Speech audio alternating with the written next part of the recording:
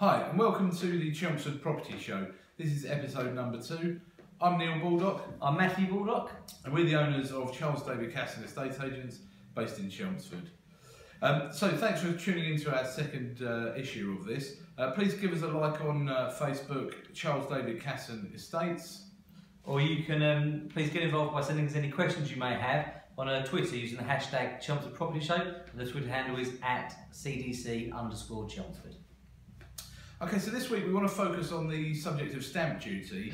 There's been some changes in the stamp duty over the last couple of years, and Matt's a bit of an expert in that, so I just want to get his kind of knowledge on that. So I think it was December 2014, Matt, they changed the stamp duty thresholds, but we're still getting quite a few questions on that on a weekly basis from clients.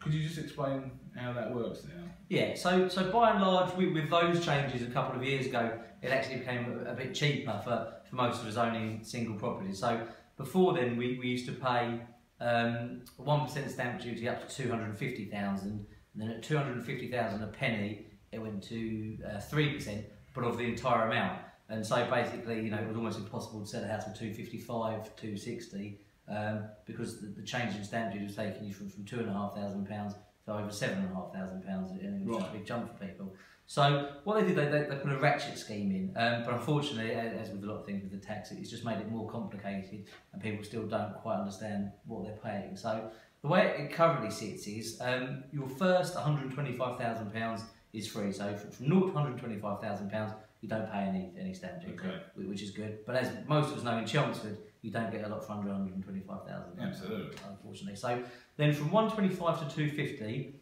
you pay 2% of that amount. So that's going to be 2% of £125,000, which always works out £2,500. So up to 250,000, you pay 2,500.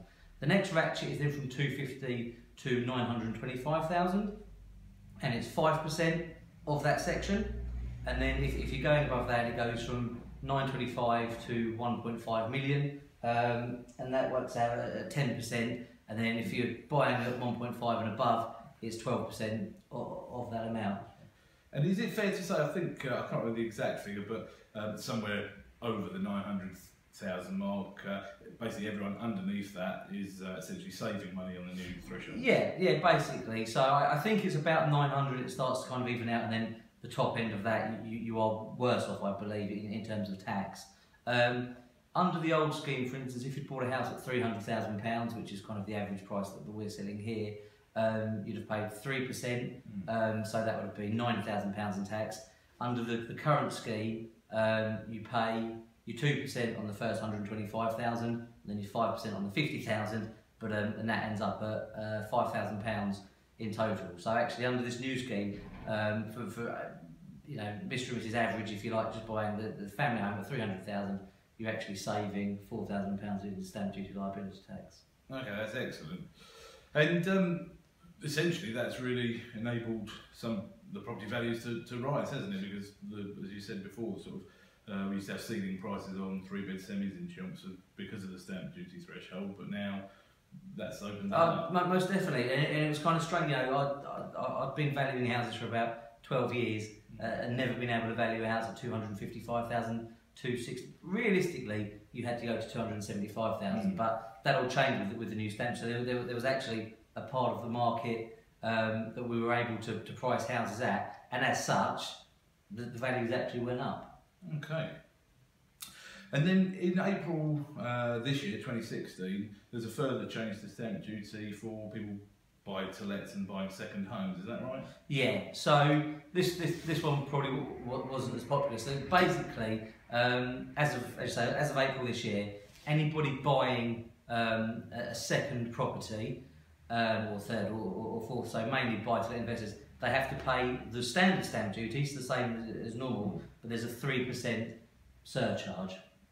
Okay. On that. So to give you an idea of how that works out, if we take our example of your £300,000 house, if it was just, you know, your first time buyer buying a £300,000 house, which is scary they do in Chelmsford, they'd be paying £5,000 in stamp duty. If you already owned a property and you wanted to buy £300,000 as an investment, you'd be paying £14,000 in stamp duty. So a £9,000 extra basically. Okay. But what I want to point out is that's, you know, a lot of people kind of do take a deep breath and say, you know, that's an extra £9,000. What I would say is, sure, that's a 3% surcharge, but bearing in mind that the housing market in Chelmsford certainly went up by over 10% alone this year, you are making that back in equity. So while there's an upfront cost in there, you certainly, if you are going to buy properties to let out, you're going to make that back in equity increases. Absolutely, yeah, and you know, to be fair, we haven't seen sort of any withdrawal from the market from property investors and any sort of decline in the buy-to-let market, and I'd be more than happy to speak to people who are thinking of buying a second home on how we can help them to maximise their income on that anyway. But the other thing I wanted to ask you is if or if someone was to own a property that they rent out, they've also got their own home that they live in, and they're going to sell that and move, is the stamp duty changes going to affect them on that? No, the key phrase is main residence. I want to say anything to do with tax, I mean, always check, you know, you can check with your conveyancer and you can actually phone up HMRC and double check this, but the standard rule is the term main residence. So if you're selling your main residence and buying another main residence, you aren't liable for the extra surcharge and stamp duty, regardless if you own other properties. So you could own 4 buy-to-let properties, but if you sell your family home and buy a new family home, you're not liable for the increase in tax on that. Okay, well that's great. I'm sure that'll give a few people a peace of mind. Yeah, I hope it. And the other thing is, if you're fortunate enough to be in a position where you're buying a new family home, but you don't have to sell your current family home, you have up to 3 years to sell that family home, and you can claim back the tax. Well, you have to pay it in the first place. As long as you sell your main residence within 3 years, you should probably be able to claim that back. Okay, that's great. Well, I know Matt's advising people on these sort of things on a weekly basis, so if anybody's got any queries on that, please do give us a call. As we said, like our Facebook page or drop us a message on there. That's Charles David Casson Estates. You can tweet Matt directly on Twitter.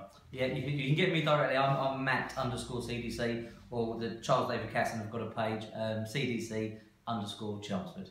Yeah, so please do get in touch with any questions you've got on property related matters. Do give our Facebook page a like, and we look forward to bringing you another show next week. Tune in, #Chelmsford Property Show, and next week we're going to be bringing you some tips on home security at Christmas. So thank you very much for watching, and we'll see you next week.